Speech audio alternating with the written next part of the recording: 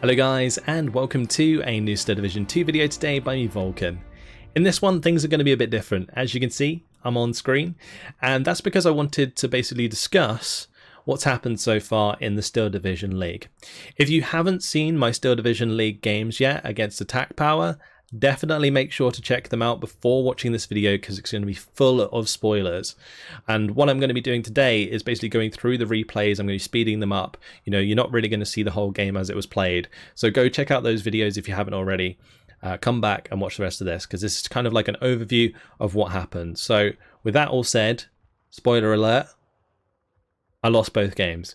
And obviously that's not a great start. You know, I am disappointed with myself for not at least taking one game from Attack Power. Attack Power played very well though, and you know, we'll go through and have a look. Let's jump into the replays. Okay, here we are in the replay. So here we have it. Ciano, I'm playing with the 26th Panzer balanced. He's playing with the 5th Cavalleria Motorizzata balanced. What happened? So in the picks and bans, I think the picks and bans went relatively well, other than one thing, and that is that I didn't ban the 5th Cavalleria Motorizzata against Attack Power. That was my first and greatest mistake. He plays the division very well. I know it's his favourite division, and I was just, I don't know why I didn't ban it. I think there's two reasons I think I didn't ban it. One, I was really nervous, and two, I was really tired. I went into this game on like 3 hours sleep after streaming for 4 hours. Like, I definitely wasn't in tip-top shape.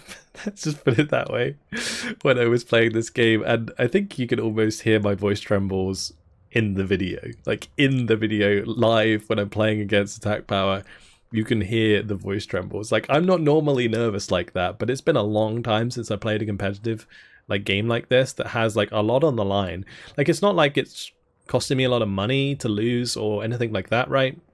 But I think the general expectations for me going into the league was that I would do well, not just for myself being confident going in, but also from other people. There was a lot of like weight on my shoulders. I think Prodos expected me to do very well. He put me like highly on the fantasy league. A lot of people picked me in the fantasy league, and so going 0-2 was like a real big shock for me. Like I was like, am I just bad? Like, what's going on here? Anyway, breaking it down, I don't think it's that bad. There is just a few things that are really catching me out playing 1v1. Now, the first thing is the picks and bans, right? It's not something I'm familiar with having to do. Like, I'm really new to it, other than like practicing it a couple of times with Attack Power.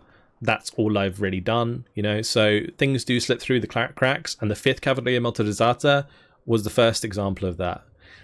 The second thing is I'm playing Axis versus Axis. I never play Axis versus Axis, like, ever. If you look at my stream games, I play 50-50 Axis versus Allies, and I'm always switching side, and it's always Allies versus Axis. We never play Allies versus Allies or Axis versus Axis on stream, and that's pretty much the only time that I play Steel Division. So it's very difficult for me to judge, I guess, the way in which a lot of units interact, Axis versus Axis. The only information I have to go on is my competitive commentaries, right? Where even then, you know, it's kind of hard to predict sometimes, so I might not necessarily point it out as much. Now, that was why I brought Attack Power into the double casting, and he does a really good job of it because he has all of that knowledge that I don't have, particularly with like division matchups, and also with like picks and bans, for example, and why certain things would be banned and why certain things would be picked. And so just in general, that's part of my game that is really quite bad right now. Micro, okay. Like it's I would say it's better than average for sure in the league. But my overall knowledge of like matchups, maps is another one. It's just hard, right? It just is to learn all that information after I've been so embedded playing team games for 2,600 hours, right? I have a lot of hours in this game. So that's another thing I briefly mentioned there, maps, right? A lot of these 1v1 maps I don't play on at all. So going into this, like, I don't know where the 50-50 is. I don't know what side of the map's the better side of the map. I think in this case he technically has the better side of the map because his road's shorter to the town. So what that means is, like, I have to spend more time in the open across here. He can shoot my transports, etc. And that's basically what happened in the game. Like, knowing basically the right places and line of sights to put stuff is not something that, again, I'm familiar with a lot on a lot of the 1v1 maps.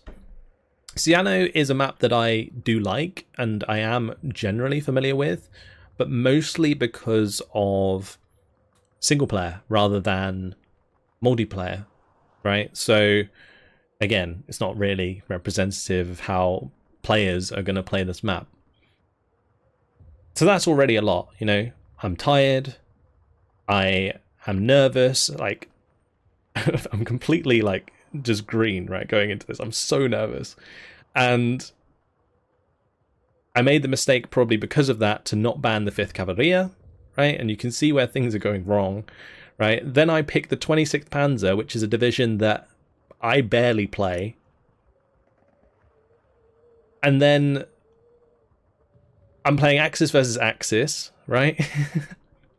And then I go into a map that I'm not familiar with playing on 1v1.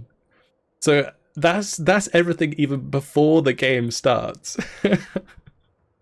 Okay, so now we're going into the game. I'm just going to speed things up. And we're going to zoom to the start. Look at this. Okay, he brings an IAR. Of course he does, right? What else would you do? These things have 12 50-kilogram bombs. They're great for disrupting convoys at the start of the game. And what don't I do? I don't bring AA. And I think during the live recording, I noticed that I didn't bring AA.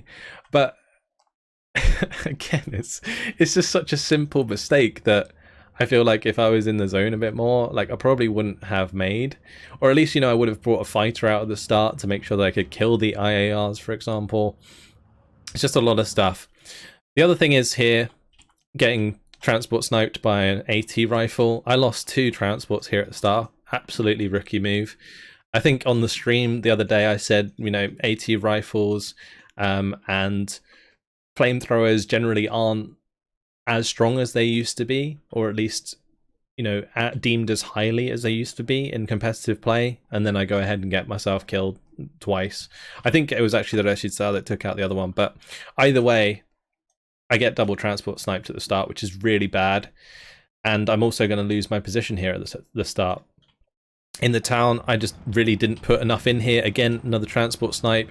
There was so much going on, I was losing so much, and it was getting out of control already. I do finally bring in the AA. On the bottom side, I just didn't really give any thought to all of these AT weapons that Attack Power had. This was another thing that was really bad for me throughout the game. I had absolutely no respect for his AA, or AT, sorry. And it just wiped me, like, every time. Like, I lost this 259, we lost the Panzer III, we lost the 250-19 eventually. Yeah, there's just so much stuff that just is basic. It really is. Now, another thing to point out is that I'm obviously not familiar too much with the Romanian divisions, because in team games they're not very good, so people don't really suggest them that much. Like, sometimes I get to play like 4th Minter because it's a bit memey with all the snipers, but 5th Cavalleria and also the 1st Blindata, like I can't remember them. And yes, I took a brief look at his, not at his division, but at my division that I made. But ultimately, Attack Power knows his stuff, and my division that I play for team games for the 5th Cavalleria Motorizata is certainly not optimal for 1v1 or anywhere close to what you'd bring. Like, you wouldn't bring a Breda in a team game build. You just wouldn't. Like, I completely forgot about this unit. Didn't know it was there. And yeah, this might sound like a lot of excuses, but it's all things to learn from, right? And so the first thing to learn would be practice. practice the maps, play a bit of ranked, play 1v1s on these maps to figure them out. Watch Attack Power's tutorials. He actually has tutorials on each of the maps to master the maps. Another thing is like learning the picks and bans. Like, there was so much prep that I just didn't do. And yeah, I didn't have time, but it's totally my fault, right? These are all things that I can fix quite easily. In the end, I'm kind of like thinking that over time, while I play the league, I will just kind of generally learn it. And I'll also probably pay more attention in the Steel Division League finals, particularly in Division 1, for what's commonly banned and stuff, if I can get that information. There's a lot of stuff like that I'm going to be looking out for. But yeah, this one health Reshiza, that was kind of unlucky for me. Like, the amount of stuff I put to try and kill that, especially with like the Gilo and stuff, it cost me so many units. It was really, really bad. Like, even there, like the Panzer III, this thing has 65% accuracy, or 60% accuracy, and it missed its shot. The only shot it needed to land. And then when it gets hit again. Like, again, that hitting its first shot, or like hitting its second shot even, is, still over 50%, I suppose, but regardless, it sucks. The AB killing 259, there was an element of me being unlucky in this game, not gonna lie. But quite simply, Attack Power out-traded me early on, really, really badly, because I was just flailing around. I let my nerves get the better of me. It was really kind of sad. And like, after the fact that this Vickers doesn't get killed here, so it kills my 259, it kills the 251-9, and then my Stug fails to kill this. What ends up happening is it affects the rest of my airplay for the rest of the game, because all Attack Power needs to do is just move this back to his commander, which he does eventually. And every time one of my Focke-Wulf bomber comes in, now I'm getting hit by more AA. And bombers, like particularly like Focke-Wulf bombers, are a great way to get back into a game when you're behind, because generally, say the 50-50 is here, this is a good example of a unit that's a little bit overextended and not covered by AA.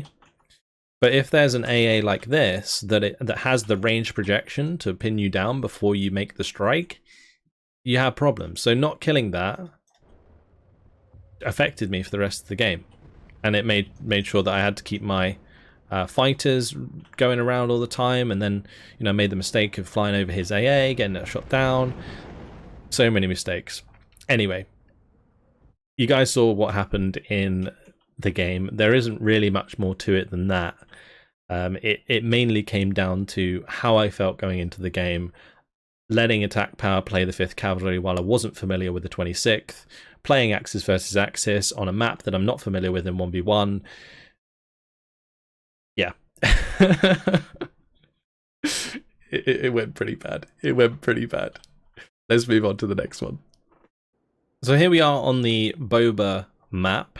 This was game 2 against Attack Power. I was playing the 2nd New Zealand with the Maverick deployment type up against Attack Power's Falchion Panzerhermann Göring using the balanced deployment type. So this was something that I was a bit more confident with, because I'd played a 10v10 with the New Zealand earlier that day. Like yesterday this was. Yeah, I played basically earlier that day with the 2nd New Zealand, so I was like, I'll play the 2nd New Zealand. I know what the deck looked like.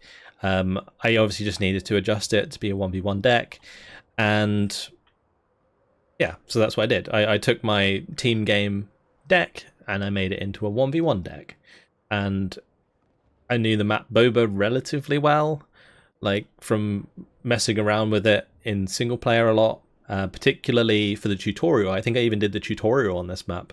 So that was a long time ago, but you remember the map because it was one of the original maps. So let's just speed through this. Basically, this one, I was still nervous, very nervous, and I was recording live again. It's another thing that I didn't really touch on. I shouldn't have probably been recording live. It was I did a lot of things that I said I wasn't going to do, And I also didn't do a lot of things that I said I was going to do when I was like kind of preparing for this. So on stream, I was saying things like, oh, I'm not going to record it. I'm not going to play it live. I'm just going to record it after the fact so I can do like a post-com commentary. But then I decided that I was going to record it live because I basically didn't have time to record both of the videos post-commentary. Because I'm like really busy making videos to go away. Yeah, like basically it was my fault for not having time to do it, and therefore I did it live anyway, and therefore that's obviously something that is a bit of a distraction. I think it did help a bit with my nerves, but I also think that I ended up talking about things too long when I should have been looking elsewhere on the map, right? It slowed down my micro. It definitely did throughout the game. And you can see it. There's a lot of mistakes that I make because I'm not paying attention to a certain part of the map at the right time. Whereas usually, particularly when I played Attack Power before, I've been much more on it with that kind of thing. Again, still tired at this point, but yeah, much more familiar with the decks here. So playing Maverick is fine. I knew what my game plan was in order to like basically capture these flags and get a 15-9 early on. So I stacked this top side. I was going to go for these 2 flags and then try and hold the bottom side. At the start here, I probably should have invested a bit more into this area. So the biggest mistake that I think I made throughout this was not pushing back on this bottom side fast enough or decisively enough. Like I was trickling infantry in here, fighting him like slowly, but at the end of the day, what I probably should have done is really like overcommitted to get the hill back, line it with AT guns and whatever else, and then he has a hard time getting across this bridge again.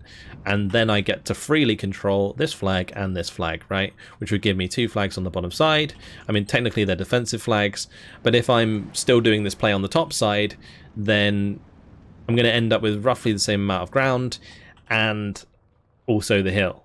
It's easier said than done, of course, and if I start putting extra effort into the hill, he might start putting extra effort elsewhere instead. I did get a pretty good job done with these aircraft though. My airplay was pretty spot on. You know, out-microing the ME410s isn't that hard to do, but doing it whilst also paying attention to the rest of the front line, you know, that is something that is a bit more difficult. In this case, 6 pounder takes out the 233, that was really nice. And I'm just getting in position here to push back on the hill. Things in general for this game were a lot more simple. You know, there wasn't as many issues. Again, I'm more familiar with the map, more familiar with the division. So from game 1 to game 2, I'd already kind of corrected some of my mistakes.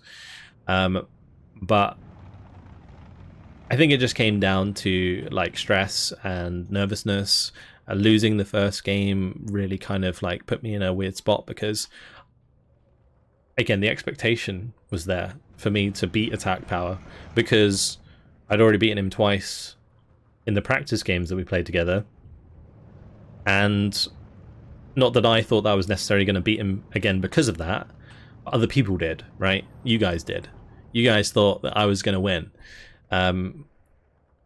And I think a lot of people, like, as great as the support has been, it's really kind of scary. Like, it is scary having so many people watching you play the game that you're most well known for, and you've got 2,600 hours in. Like, surely you've got to win, right? Surely. Anyway, this game, it was pretty simple. It was just a matter of me pushing through here. I end up, like, getting quite far up. But a mistake that's very similar to the first game is that I completely disrespect AT again. Like, Attack Power brings in the Pack 38, and I give him the 3 kills on top side. There's also this Pack 38 that gets like 2 Sherman kills later in the game. And then there was this Pack 38, and then another Pack 38 I think that died down here. It might not be dead yet, I think it was this one. All 3 of these Pack 38s killed things that shouldn't have died. Like, I should have seen them. We should have had recon. Like, it was just bad. Like, yeah, the Sherman 3 goes ahead and dies to the Pack 38 there. If all of these Pack 38s I'd taken care of with bombing strikes, and then pushed in with the Shermans afterwards, that's what I should have done. Like, I should have put infantry through here first, so the Pack 38 shoot the infantry, like in the transport, and then you can bomb it, and then you can bring the Sherman through. But I just complete disregard for the lives of my Sherman crews. And if I just keep it sped up again, you'll kind of see how it goes. Like, on the top side, we're really doing a good job of just breaking down all the Ersatztruppen, but letting the Jagdpanzer just free double kill the Staghounds there, that was another mistake. This is just pure micro mistake, because I was like looking at the bottom side or whatever, when the Panzerschreck got the better of the Sherman. This is another thing that I really need to get to grips with, is Panzerschrecks. Like, I should check if an enemy division has Panzerschrecks before I play against it. I think in this case I didn't even check what the Hemmengöring had, because I was like really sure in my mind that I knew what they had. And I guess I assumed that they did have Panzerschrecks, but in this case I just let myself get killed by it anyway. I think more than once as well. So yeah, it's just a lot of mistakes, and I'm not going to take it away from attack power. You know, he did well, he did very well, and I think this off map here was actually really good. That saved my bacon quite a bit. Like, attack power did well. He played conservatively. All he had to do was like play for time in this game and keep me off the 15-9, and he did that very well. Like, in the first game, he just completely outplayed me, and I was just playing like shit. He was playing really well because he was on his like favorite division. And in this one, like, I think I was playing better, but I still was nowhere near on the level that I should have been. Again, there's the Sherman 3 just like freely dying. I should have had the diggers move up here first. I should have had like the Maori move forwards first, like before the Sherman comes across that bridge. Like, there's no excuse there. It's like I might as well be moving forwards. The bomber comes in, doesn't kill the Pack 38. Like, I don't even know that's happened. Like, it's just, yeah. This was another bad thing. This was actually a huge mistake. Not bringing in the Spitfire recon before I brought in the bombers. Like, these two Spitfires bombed this Jagdpanzer, and I basically fire positioned it here because that's where I thought it was hiding. It turned out that it was actually further back, and therefore I missed the bombing strikes. Whereas if I'd had the recon flying about, I could have just directly bombed it, and then if this was dead, I would have really opened up the bottom side, this top side, sorry, because I would have been able to bring in another Sherman and push off the Panzer III, use the Sherman to support the infantry in taking back the flag, right? Or I could just like quite literally put a field engineer here, and that flag's mine, right? Once the Jagdpanzer's dead, then he has to be forced to push forwards the Panzer III. It gets popped by the AT guns on the hill. You see how it goes, right? So yes, I'm at the 15-9 now, and I do hold it for quite a while. I managed to get a cheeky transport snipe there. Things are starting to come together because I have the income, but we've now moved into phase C, and I've not made enough ground because I've already made too many mistakes. And this also comes down to me playing Maverick, which is something that I'm not used to at all. You know, consider that I play team games. Maverick is not a deployment type that I play. Like, it's just not. It's just not. So being put under this pressure in a situation that I'm not familiar with at all is really, really difficult. It just is. It's really difficult. And I think there was a lot of like cases, like playing this game and the last game, that surprised me because I didn't get put in that situation when we were doing the practice games. This was a lot more like out of my comfort zone, I guess, is probably the best way to put it. These Jagdpanzers, again, wasn't something that I really respected when going up against the Fallschirmpanzer. Those really did a number on me, because the Sherman 3 there had a 3% penetration chance against the Jagdpanzer. I can't do anything in that situation. And at this point the game's already over, because I only hold on by the skin of my teeth due to my aircraft.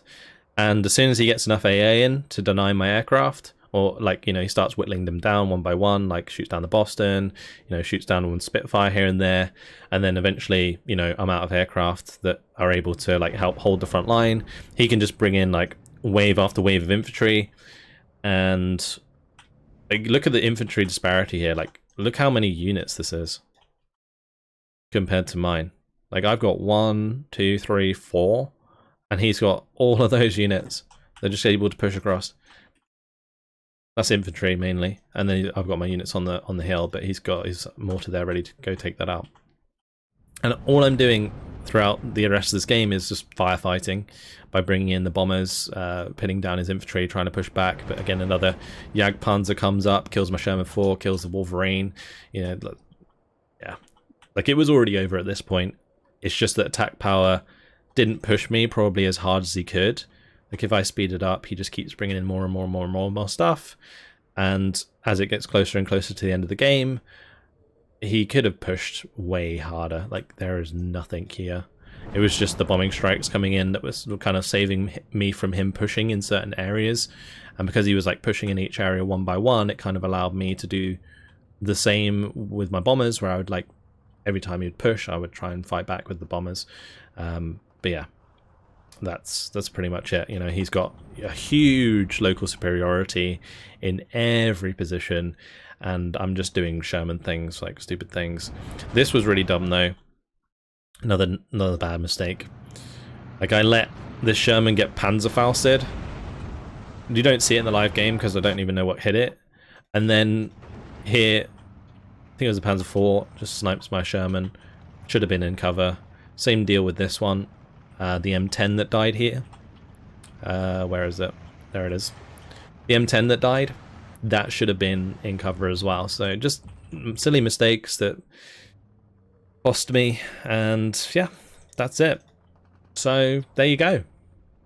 Just a bit of a discussion about what went wrong, I guess, more than anything, in these two games. And I don't know if this video was really like necessary to make, but I felt like I wanted to make it for myself.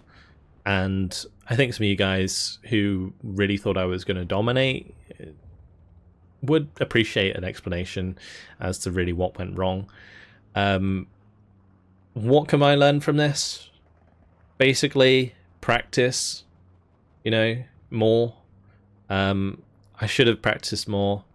I should have spent more time trying to learn the picks and bans, but it is a large investment. I've always been apprehensive to join the 1v1 community and play in the league because I don't have much time. Like aside from recording all my videos and streaming 5 times a week, it doesn't leave me with much time to like play casually, which is what I would have to do in order to learn the game. You know, I'd have to play like ranked and just get to grips with 1v1 that way. Just trial by fire, just go through it, play a division that I like, and learn it, and then go to the next one and the next one and the next one, play all the different maps on 1v1, and then I wouldn't get caught out by any that I'm not familiar with. Yeah, it's just a matter of that mainly. Then obviously being in a better mental state, not so nervous, and not really, really tired would also, of course, help. So there's that as well. That also led, you know, mainly to my mistakes when it comes to not banning, you know, the 5th Cavalier Motorizzato in the first game. Second game, I wasn't too concerned about the Hermann Göring, other than the Jagdpanzers getting the better of me, which I should have really looked at the deck more and realised that they were there. So yeah, 0-2 in the league so far. We'll have to see how it goes against CK530. Going to take a lot of what I learned into those games, but we'll see how it goes, I guess. Hopefully you guys have enjoyed this video. It has been a little bit of a rant, so I apologize. But yeah, I thought it'd be an interesting sort of learning experience, and just in general, a good look at the games and what I thought went wrong, what I thought went right. and I guess there wasn't really much that went right. So GG to Attack Power anyway. He did a great job in the first game, showing me why his 5th Cavalleria Motorizzata is feared and why I should ban it. Letting that through was a big mistake against him. And then the Fallschirmpanzer Hermann-Göring game, he did well just stalling my offensive, and I made too many mistakes basically. And then at the end of the day, he just won by inevitability with the balanced deployment type. Yeah, quite simply. But there are my thoughts on the first 2 games of the Steel Division 2 League from my perspective. Hopefully you guys enjoyed it. Thank you very much for watching, and I'll see you in the next one. Goodbye.